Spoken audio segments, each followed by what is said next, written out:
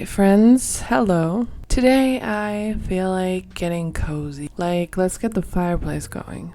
Let's talk about that thing that your therapist and your algorithm and your mom have really spooked opinions on. Something we're told is sacred, it's healing, it's soul completing, and yet somehow also traumatizing. It also involves unpaid labor. So welcome to the Spookcast, the only show where this spook gets no free pass, and neither do you.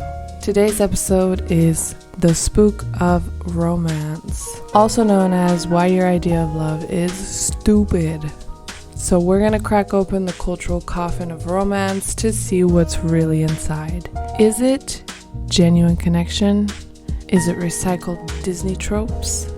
Or is it just your mom's unresolved childhood filtered through dating apps and late-stage capitalism? Okay, we're gonna start by doom scrolling through dating discourse, that entire fucking hellscape. We're gonna look at red flags, and we're gonna look at green flags, and we're gonna look at high value and low value and hypergamy and polyamory and TikToks about divine feminine energy narrated by some dude with a man bun and a crypto portfolio. We'll also look at how media, from Black Mirror to, Modern Love or that TV show about the serial killer, keeps selling us romance like it's a product with prime delivery and emotional ROI. Okay, and then we're gonna time travel. We're gonna trace the historical invention of romance through courtly love, bourgeoisie respectability, feminist critiques, and the rise of therapy speak intimacy culture. And we'll build a philosophical genealogy, so we're gonna look at how thinkers from Plato to Foucault to Deleuze helped turn love into a suspicious concept. Not because love isn't real, but because most of what we call love is just cultural taxidermy in a way. Then in the next segment, we're gonna ask if love is spooked. And if it is spooked, can it be lived still? So here we're gonna go into psychoanalysis. We're gonna look at Freud, Lacan, Klein, Winnicott, and Jessica Benjamin. And we'll kind of uncover how love binds, unbinds, repeats, and haunts. We'll also ask whether your romantic patterns are really just how you are, or whether they're inherited ghosts that play dress up in your fucking libido. And then finally, I'm going to give you a book list. So we're going to do something a little bit different than usual. This is not like an Oprah type book list. These are 15 texts that don't promise you a soulmate and that help you look at love in a different kind of way. So we got Freud, we got Roland Barthes, we got Erich Fromm, we got Franz Fanon, Bell Hooks, Lacan, and many more. And of course, we're going to look at all of that through Stirnerian perspective. Okay, so grab a snack and a tissue, and let's figure out whose fantasy you're living.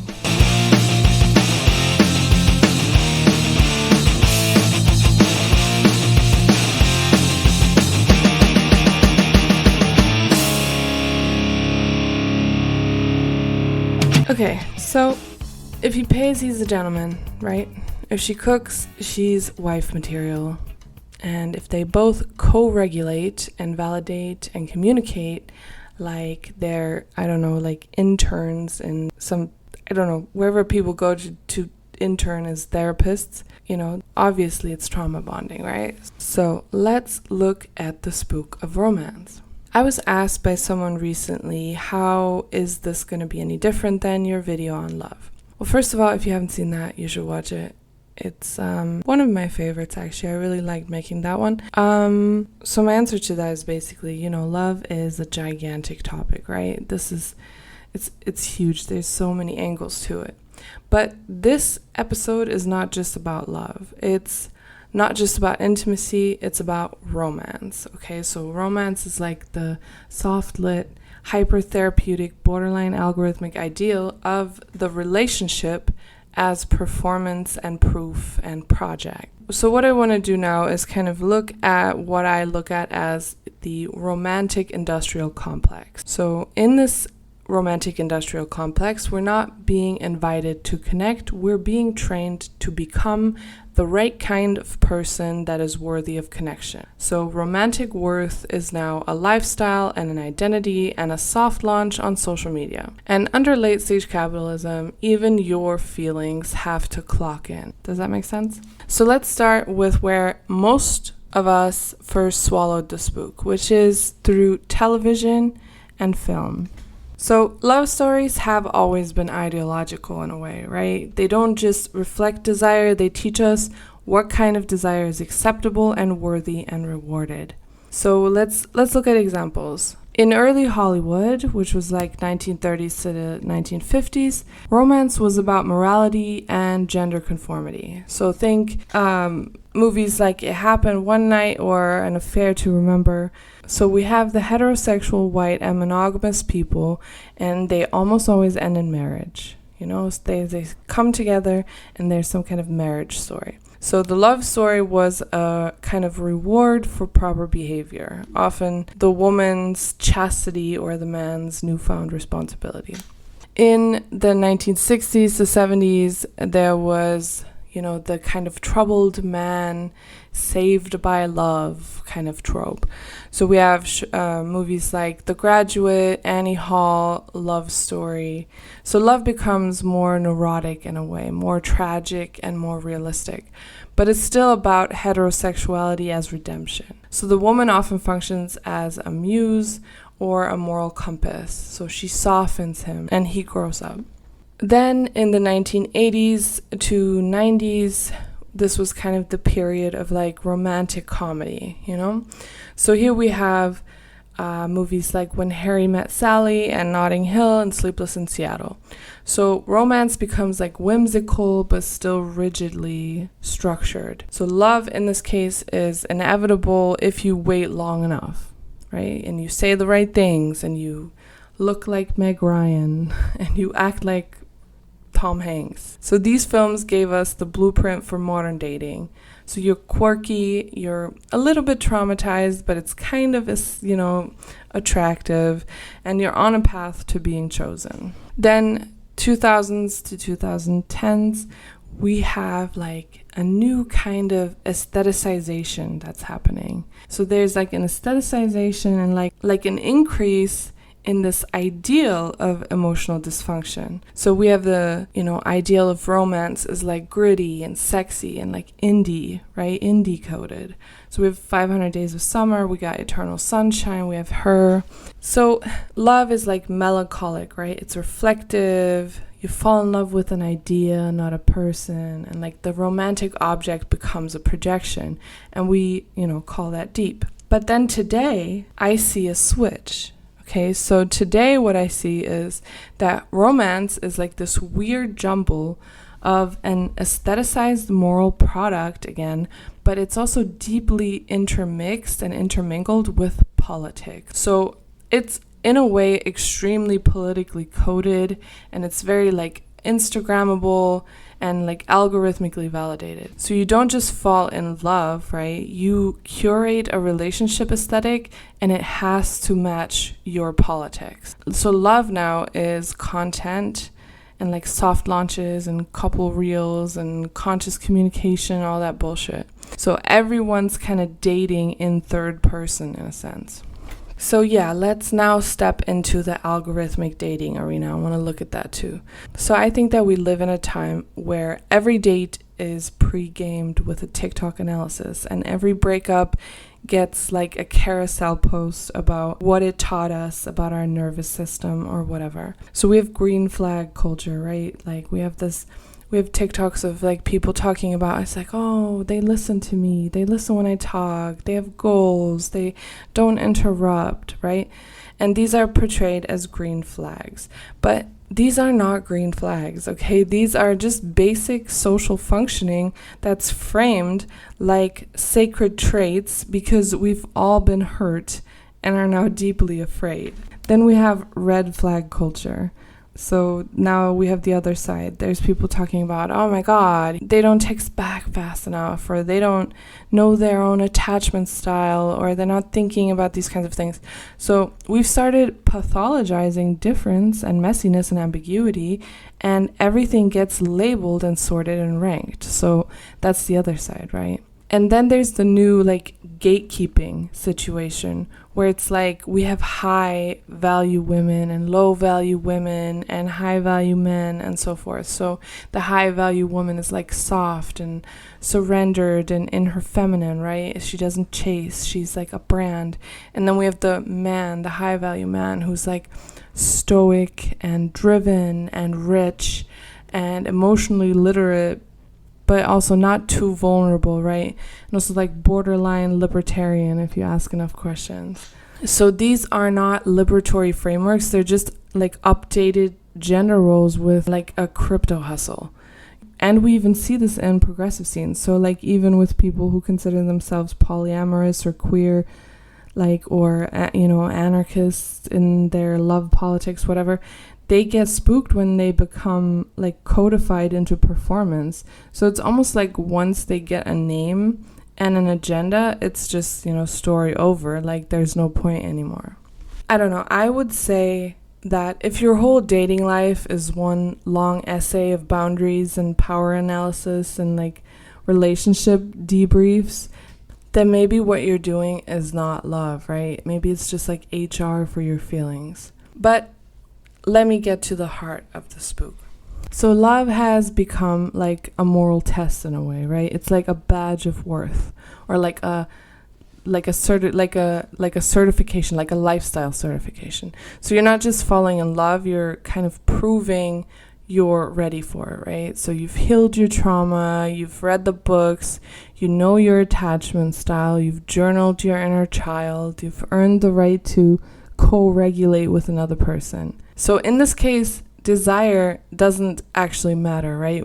Wanting someone isn't enough. So you have to be always deserving of love. So you have to pass the vibe check, right? The politics check, the aesthetic check, the spreadsheet of relational skills. And this is, in my opinion, the neoliberalization of romance. So where love is treated like a personal development milestone and not the unruly, chaotic, and wild experience of presence and pleasure. So the romantic spook is the belief that love should be legible and earned and strategic. And a lot of that has always been, but what's new, in my opinion, is that we've stopped asking if love actually feels good. So what we do now is we ask if it's politically correct, somatically regulated, emotionally sustainable, and fucking, 100% grass-fed or whatever. So we've turned our romantic lives into little HR departments of companies where every vibe shift needs a meeting and every boundary needs a PowerPoint. And look, I'm not mocking boundaries or communication or therapy. I have no problem with that. But the spook is when all these tools become a test, right? So a moral certification process, or a proxy for being worthy of connection. You don't just get to want anymore. You have to be spiritually branded in a sense. So it's the idea that love is only for the healed, for people with clean traumas and properly archived feelings. So you can't just fall in love with someone anymore. You have to prove you deserve them. And your past partners were toxic, and you've done the inner work, and you meditate and journal and eat fucking blueberry oats or whatever, you know what I mean? But here's the problem. Love doesn't give a shit, okay? It still hits like a freight train no matter what. It still stinks of fantasy and projection, and trying to outsmart it with vocab and whatever, it doesn't save you. If anything, it just makes the heartbreak more embarrassing, okay? Because now you also feel like you failed spiritually. So the spook of romance today isn't just about gender roles or aesthetics, it's about legibility. So it's neurotic in a sense. It's an avoidance of ambiguity. So people are obsessed with the idea that love has to make sense. It has to be clean and rational and winnable, and it has to look good in photos and, seem really well put together in your therapist's notes. So it has to pass the vibe check and like the Marxist feminist queer therapy, polyradical meme culture, whatever. So somewhere in there, we've kind of confused clarity with purity. And we've started to believe that if love hurts or confuses or overwhelms us, it must be wrong or unevolved or unworthy in the worst case. But I want to ask you this question. What if love isn't actually supposed to be digestible? What if the mess and the chaos is the point? What if love isn't found by fixing yourself or aligning your charts, but by actually risking that mess and that contradiction? Because I think that is the egoistic joy of love. So I love you because it nourishes me, not because I should, not because I healed enough, not because it looks good on paper, okay? That is what Jenna is trying to tell us, or has tried to tell us with his work. So let's keep that question in mind and move on to the next segment, where we track how these ideas got baked into Western thought. So we're going to look at Plato, Christianity, Romanticism, bourgeoisie, morality, and all that sexy ass stuff. So stick around for the next part.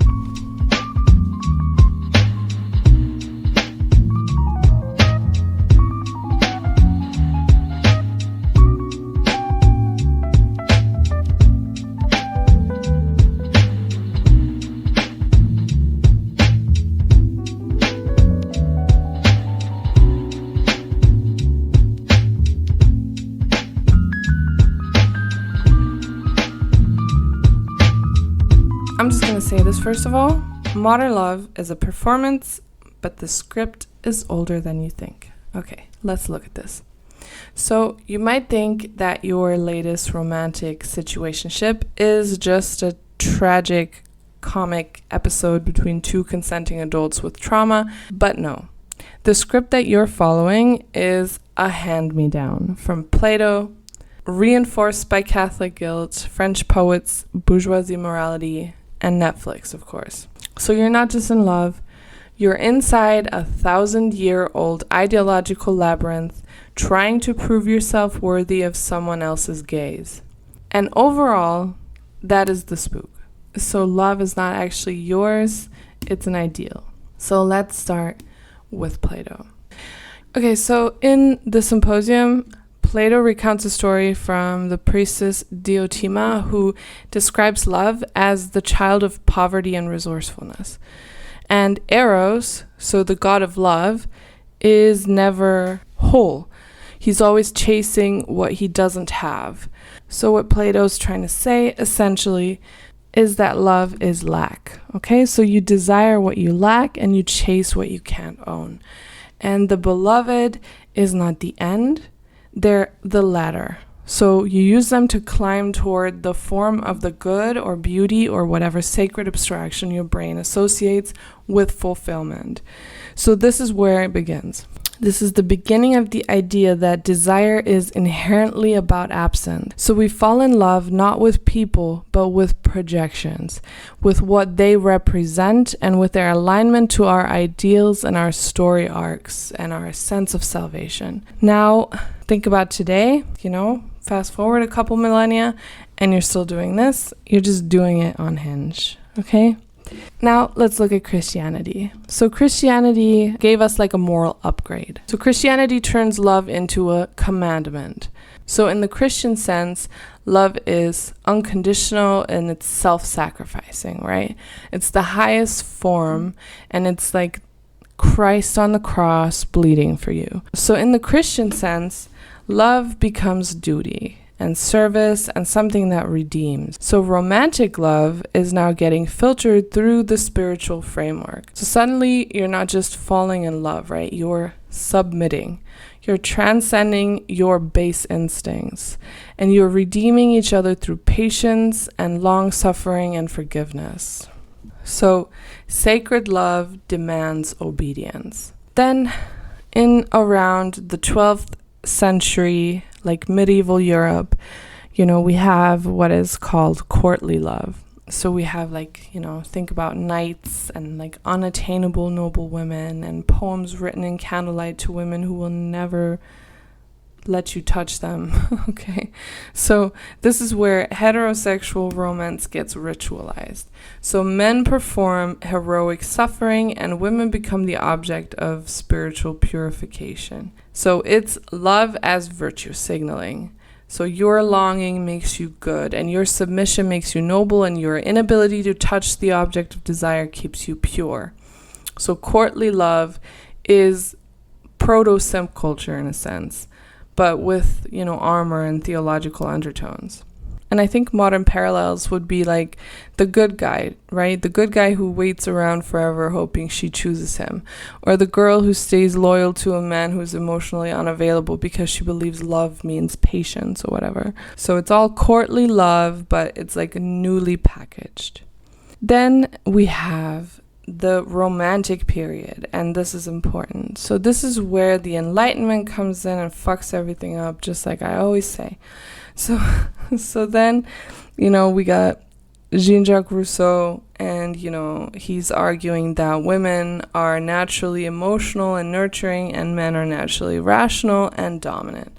So he believed women existed to civilize men through the institution of marriage. And, this is where like the bourgeoisie romantic fantasy comes in. So women are now a moral compass, and a man is wayward but redeemable, and marriage is like the natural outcome of desire. And these like hyper gendered fantasies become the default operating system of modern romance.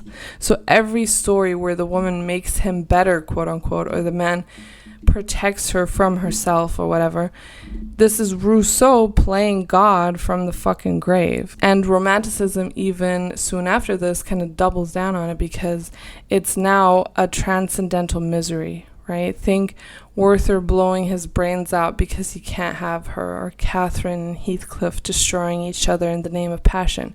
So now, in a transcendental sense, desire is actually suffering, and longing is poetic, right? So if it doesn't hurt, then it's not real. And this is like the birth of the modern toxic soulmate myth. Then in the 19th century, love becomes institutionalized. So we have romantic affection that's kind of becoming the ideological glue of like the nuclear family, right? So men provide, women nurture, children obey, and love keeps all from falling apart. And this is where you get the fantasy of like the wife as an emotional laborer and the husband as silent protector. So love is no longer just feeling, it's also function. And marriage becomes the container for like sex and finance and citizenship and inheritance and morality and all that stuff. So if you're not married, then what the fuck is wrong with you? And I would say that even today, marriage is still seen as the completion of love. You date to marry. If you don't marry, then it's not a real relationship. You marry to grow, and you grow to produce stable economic units. But that's the part that they don't really tell you about. So love is expected to survive inside of this conformist-ass cage now. And then we have modernity. So 20th century modernity, right? So with the rise of Hollywood and advertising, like I talked about before, love kind of becomes like a consumer fantasy. So you get rom-coms, Disney films, Valentine's Day specials, you get heterosexual monogamy as, cinematic destiny, and you get like meet cute as a genre of fate. So love becomes like immediate and magical and wholesome and ultimately marketable. So you don't just want a partner, you want a narrative. You want a good story, and you want a moment that looks good in montage. So every wedding montage, every Instagram engagement, every relationship reveal on TikTok, they're all fueled by this narrative that has been growing since the beginning of everything. And then we arrive in the 21st century where love becomes a spiritual career. So you don't just date, right? You align, you manifest, you attract the energy you are. So romance is no longer about shared life or even shared pleasure. It's a site of personal development. So what happens if your relationship fails, right? It's because you didn't heal enough. It's your fault. You have to improve, do better. If someone left you, well, this must be your karmic lesson, or maybe they fucked you over and you're learning how to not be fucked over again. So love is very individualized and neoliberalized. Like, it's all about learning and improving and growing. It's like a fucking workshop. Like, it's just going through steps and using people to grow your own delusional personality. So yeah, ultimately the ideal of it is to become a really good product. So what is the spook of romance? It's the belief that love is sacred, moral, redemptive, and above all, earned, ultimately. So it's the belief that love should make you better, holier, and more complete. That the other person is your mirror and your test and your proof of worth. But Stena would say, the moment love becomes sacred, it becomes a leash. So I love because I want to, and I stop loving when I no longer do. Not because I failed or because I have some fucking growing to do, but because I am mine and I do what I want. So in the next part, let's get really deep and let's look at how love can actually be yours, even though it's connected to all of these romantic spooks.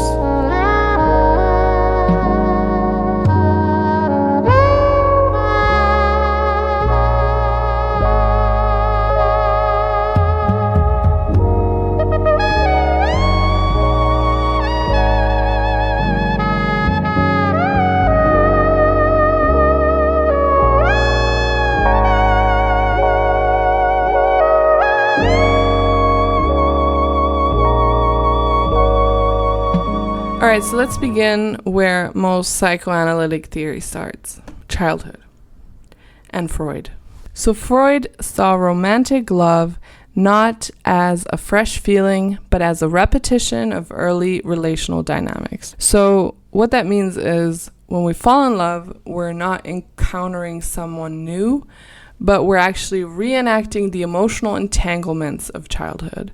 So our parents or whoever was our caregiver, kind of gave us the emotional blueprint for what we feel is familiar and safe and thrilling or devastating.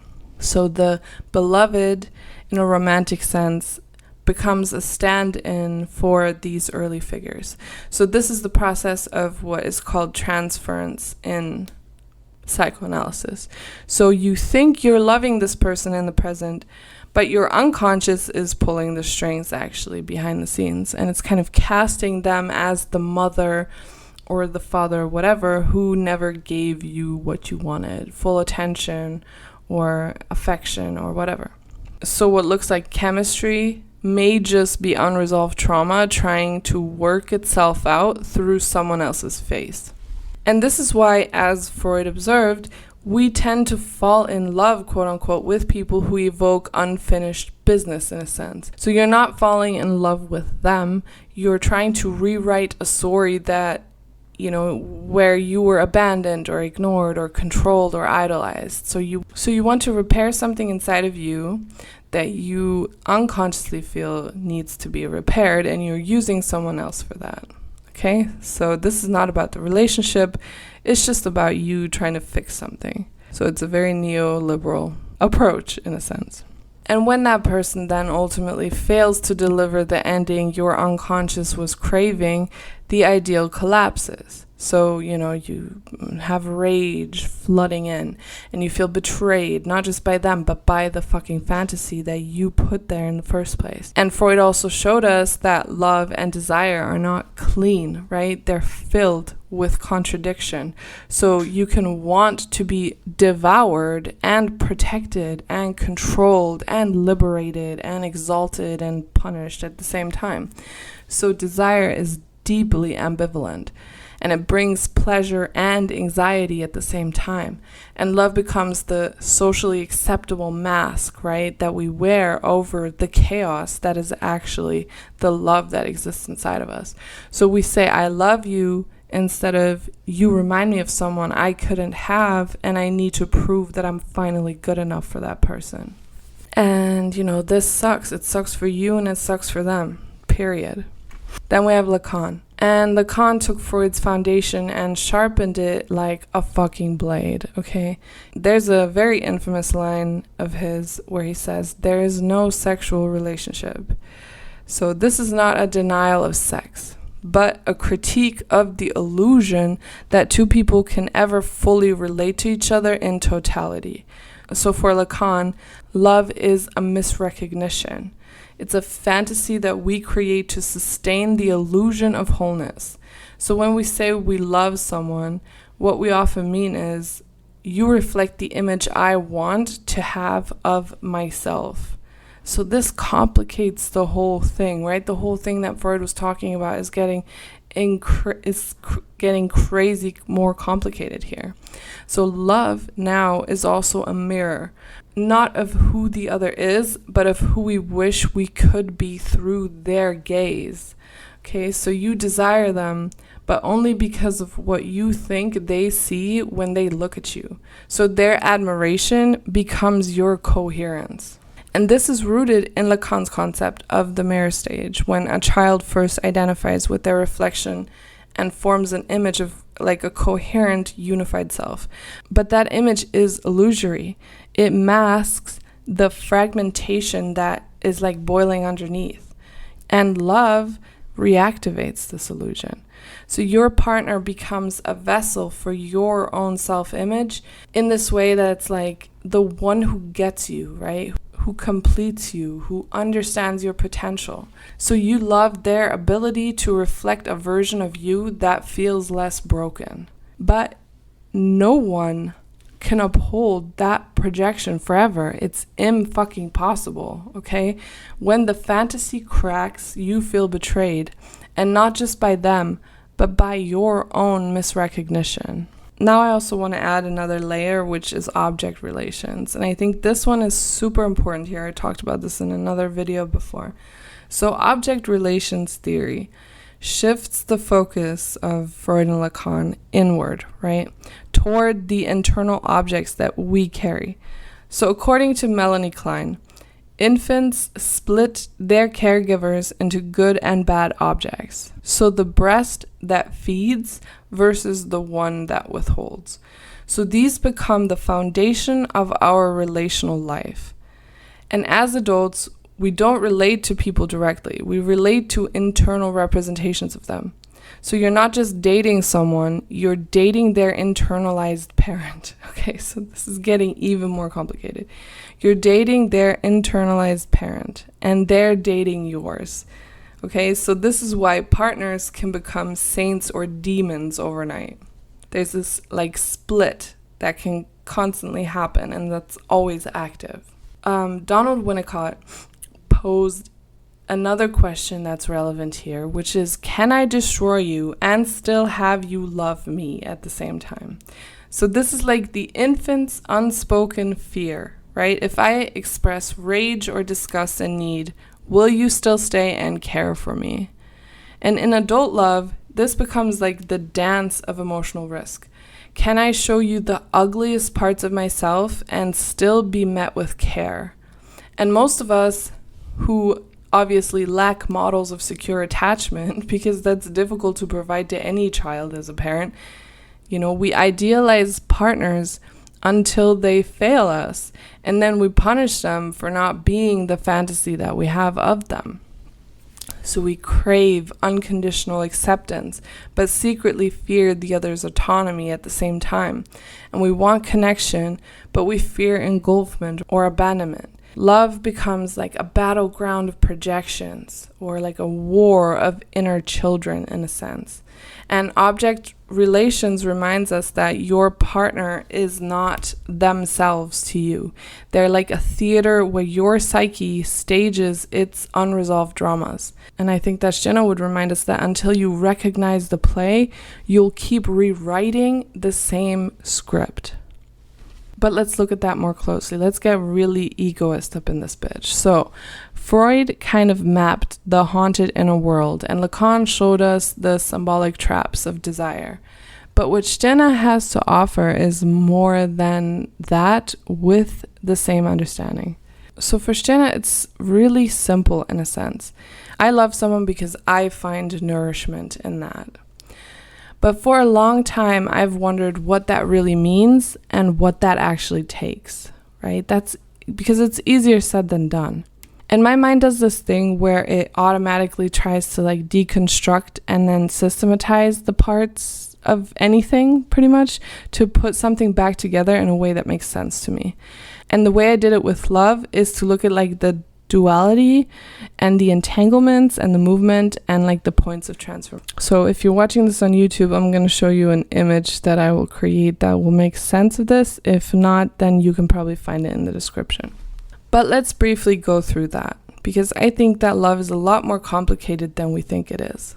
And it's made complicated by the spook of romance, by the many spooks connected to the spook of romance as well. So we have the various different ways of looking at love through the lens of Western philosophy here. So we already went through that in a brief way, but what is now interesting is to see how that affects and interacts with the individual. So I broke all of this down into 4 types of interaction that the individual can have with like the paradigms of love. Number 1, internalization, then alienation, then appropriation, and then transgression. Let's talk about internalization. This is when love stops being something you do and it starts being something done to you. So you become a disciple of a certain kind of love. And maybe it's romantic, maybe it's religious, maybe it's therapeutic, who knows. But you don't question it. You think that this is what love is supposed to feel like, and even worse, this is what I have to do to be worthy of love. So you get people living their entire lives inside of this spook, like the Christian model, right, where you internalize sacrifice, and the Platonic model, where you internalize yearning and unworthiness. So you become a subject of love and not a creator of it. But Stena would ask here, whose love is this? Who taught you that love should feel like absence or duty or suffering? So that's the first step, right? Ask yourself that question. Where is this ideal of love coming from? Are you really thinking for yourself, or is this the result of some form of subjectivation? Then the next one is alienation. So this is where you start to suspect that the love that you were promised isn't actually it. It's not real. It's not what you want. You know, you're starting to question things. So you're performing all the scripts, you go on dates, you say the right words, you even feel the butterflies maybe, but something feels hollow. So you realize that you're moving through someone else's ritual and not your own desire. And alienation happens when you've started to see that spook, but you haven't yet found your own form of love. And this is a really haunting place, right? You feel really disillusioned by the whole idea of love, and that's kind of still part of the spook working inside of you. So, you know, that's the love as a failed promise, which is still love as an external ideal ultimately, but you know, you're moving toward egoistic love. And this stage is painful, but it's also powerful because it cracks something, it breaks something, right? You begin to see how love has been structured for you and not by you. Now is the time for the next step. And this, of course, aligns with Stena's development that he describes in his book. So we got appropriation. And this is where we finally get egoist, okay? So appropriation is when you start to reclaim love, and not as some sacred virtue, not as obedience to some social order, but as something that serves your own joy and your nourishment and your ownness. So you don't owe your partner any love. You just don't. You don't owe your parent love. You don't owe love to any god or nation or structure or fucking anything. But that doesn't mean that you can't love.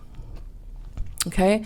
So you might love your friend because they make your inner world brighter. Or you might love your child because they're part of your self-becoming. Or you might love someone you just met because desire is beautiful and you want to let it pass through you. Or maybe you just like the chaos of it all. Maybe you like the emotional highs and lows. Who the fuck knows? If you like it, do it.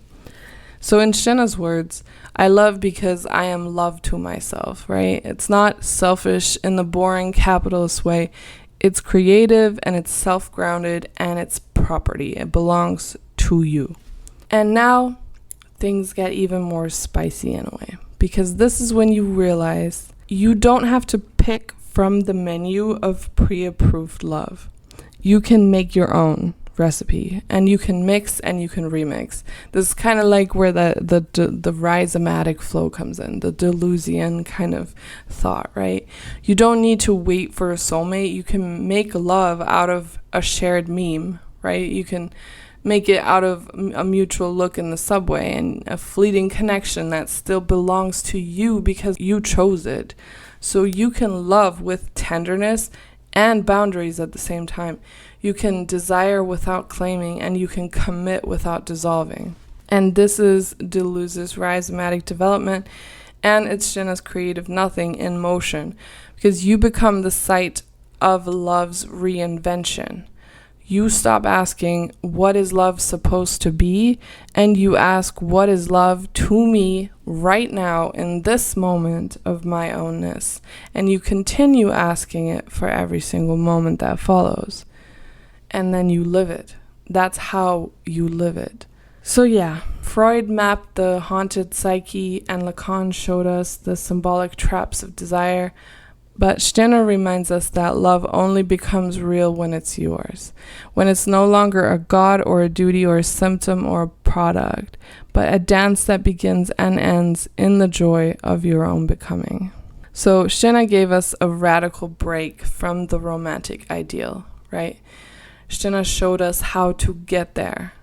Shenna's love is not a sacrifice. It's not a duty. It's not a fusion of souls or some bullshit. It's a consumption. It's a relationship that feeds your vitality and your joy and your singularity. And Shenna warns that when love becomes sacred, it becomes a spook, okay? You start loving the idea of love or the role of a partner or the morality of being devoted or whatever. You stop loving from yourself, from the moment, from the interaction, from what's happening right here and now. Because the real other might be boring and selfish and human, and that might trigger your deepest wounds, and you don't want that. But if we Shennerize our love, if we make it egoist, we stop worshiping and we start engaging. That's the point. You start engaging, okay? And you don't have to necessarily even engage with a person. You can engage with anything and love it. So we don't ask, will you complete me? We ask, do I come alive through that interaction? So ownness in love means not abandoning yourself to care for the other, and not confusing intensity for meaning, and not letting a fantasy override your actual experience. It means being honest with yourself about what you're getting, what you're giving, and when it stops being nourishing. So let's sum it up. What does de-spooked romance look like? Well, I would say it's not sanitized, but it's also not detached, but it's still unholy in a sense. So it's yours. okay?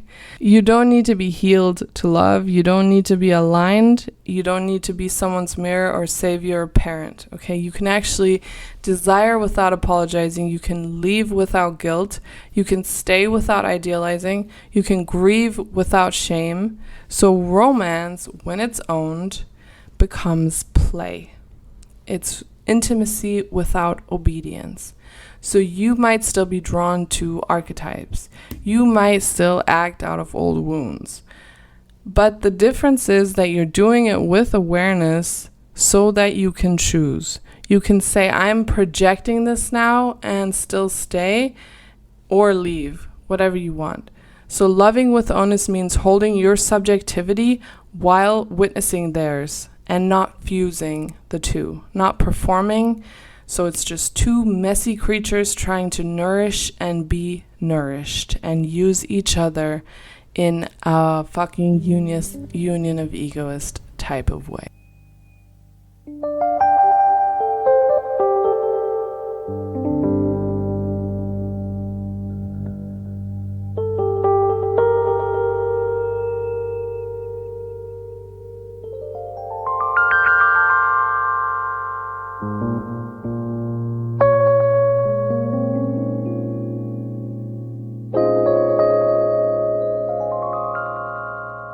Okay, because I want to help you guys out and learning about this, I have decided that instead of spotlighting one book in the next segment, I will be spotlighting 15 books. Yes, 15 books, my favorite 15 books on love and romance. All right, you might have noticed that this episode hasn't tried to give you a clean definition of love, because there just isn't one. Love kind of slips between categories because it's too intimate for philosophy and it's too mythologized for psychology. And every time we try to define it, we usually end up just kind of describing our own fear of being unloved. Think about this next time somebody talks about love, seriously. So instead of one definitive answer, I'm going to give you a bunch of them, okay? So let's look at my favorite books on love, intimacy, romance, and anything connected to it. I think the first one, which I think is completely essential, is Freud's 3 essays on the theory of sexuality. So what Freud does is he doesn't start with love. He starts with sex. And that destabilizes romantic idealism right out of the gate. So in this text, he shows how desire begins long before adulthood and long before romance. And it's rooted in infantile drives, repression, and fantasy. So for Freud, love is libidinal energy, and it's displaced and it's reformed. So it's a symptom. Love is a symptom, it's not a virtue. And the reason why I suggest this book is because it reveals the emotional inheritance, in a sense, that you kind of never consented to. And this is, I think, the first step, like understanding that the shit that's going on in your head is actually not yours and it never was, is so important for your ability to get to a point of actually owning things. So reading Freud makes you question whether your adult relationships are actually your own, or if they're just like blueprints from early trauma or whatever. So, through a Stirnerian lens, what can be said is that Freud kind of uncovers the ghost, right? Freud kind of takes you through the haunted house and he shows you the ghost. The second book is part of Jacques Lacan's Écrits series. It's the seminar on transference. So Lacan extends Freud's thinking and asks, why do we fall in love with the ones that we fall in love with? The answer that he gives is transference. And this book really helps you understand transference. So transference, like I said, is like this thing where you don't love the person, you kind of love the fantasy that you project onto them. And like in this way, the beloved kind of becomes the mirror through which we seek our own lost wholeness. And the reason why I suggest this book is because if you've ever thought, why do I always go for people who ... This will literally help you. So Lacan teaches you that your romantic patterns are often like attempts to resolve old psychic wounds with new actors. And I think the Skinnerian lens here is that like Lacan says love is misrecognition, and Skinner would say, yeah, that's exactly what it is, but stop turning it into a duty, right? Let love be a hallucination. It's okay that it is, but make sure that you own it first. Then the next book is Melanie Klein's Love, Guilt, and Reparation. So Melanie Klein in this book kind of takes you through the psychic origin of attachment. So the infant doesn't start with pure love, it starts with rage and need and guilt and projection. And we destroy and idealize the object that we love, right? And this is so fascinating and so important to understand. The reason why I suggest this book is because adult love is not clean, and it should not be viewed as being clean. So if you've ever felt torn between like adoration and resentment, Klein really shows you that this isn't the dysfunction. It's actually your origin story. So in a way, you're still a crying, shitting yourself kind of infant, right? And that really helps you unspook yourself in a way that helps you unspook the entire ideal of love and romance and intimacy. And of course, that very much, aids Shanna in his whole, unspooking kind of methodology. The next one is Winnicott's Playing and Reality. So Winnicott introduces what he calls transitional space, right? Where imagination and reality meet. And love here is like a kind of creative play where difference is held rather than collapsed. And the reason why I suggest this book is because many of us don't actually know how to love without merging, okay? So Winnicott lets us like reimagine intimacy as a totally different thing, as like a form of play rather than pressure, and like a practice that tolerates ambiguity. So he very much changes the nature of love that we've been taught. And of course, this crumbles the ideal, right? So this is I think Jenna would have absolutely loved this book. Then number 5, we have Jessica Benjamin's The Bonds of Love.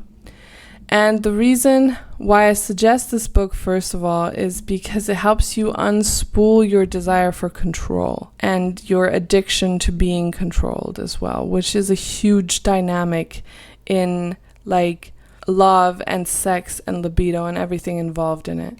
So Benjamin kind of asks, why do we default to domination in our closest relationships? Like, why is this the narrative? Like, there's so much domination involved in marriage, for example, right? Why is that?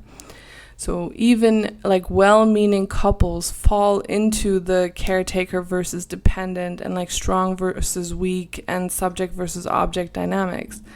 And this book very much like helps you understand that if you crave being chosen or you feel addicted to being needed, then this is a pattern, and it's kind of a self-destructive pattern that relates to the way that you relate to other people. And it helps you unspook yourself so that you can unspook love. Then we have another book that I always found interesting, which was Adam Phillips' Monogamy and On Flirtation.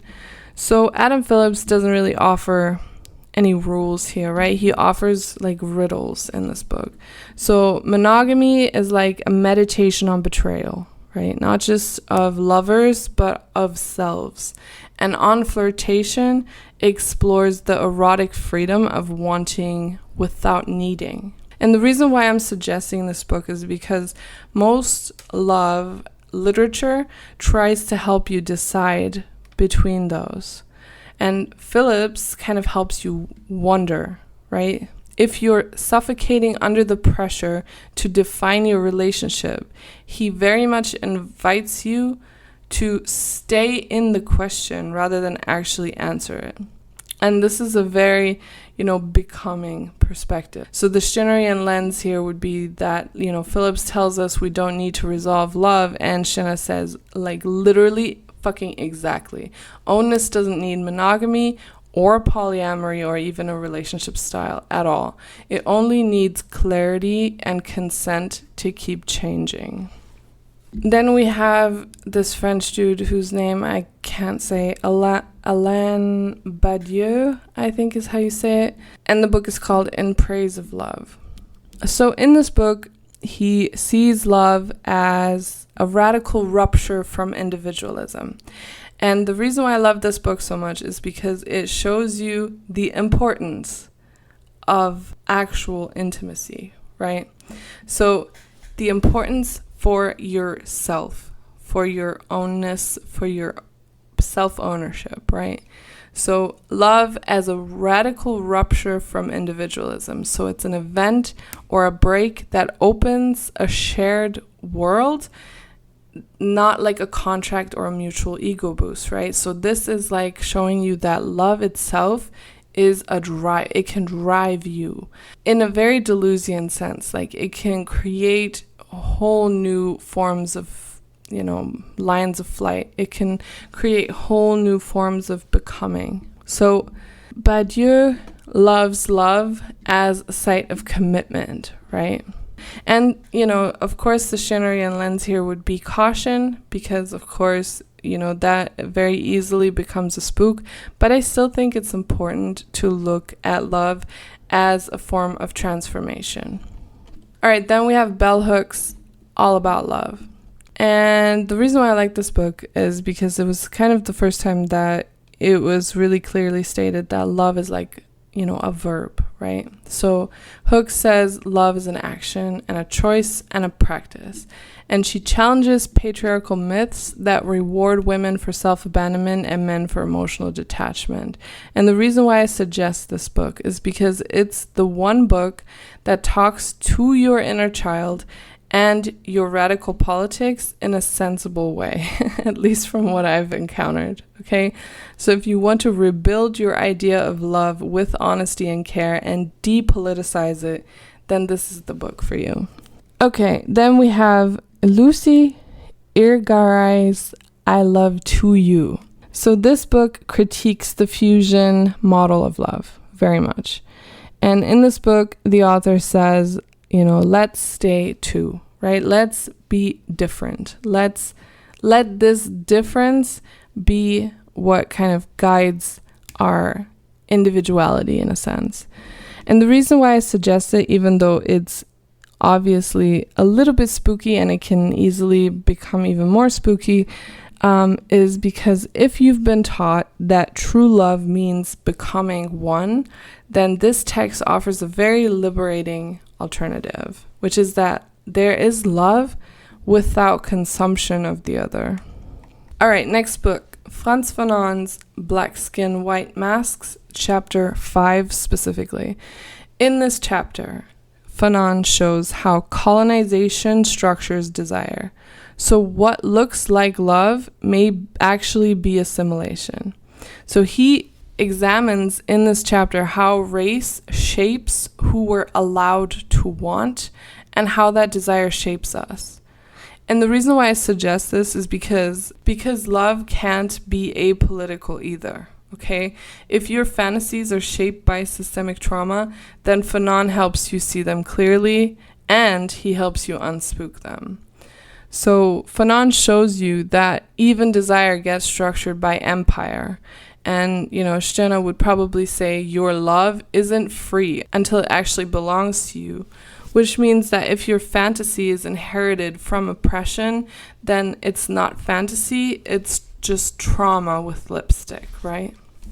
All right, then the next book is Roland Barthes' A Lover's Discourse.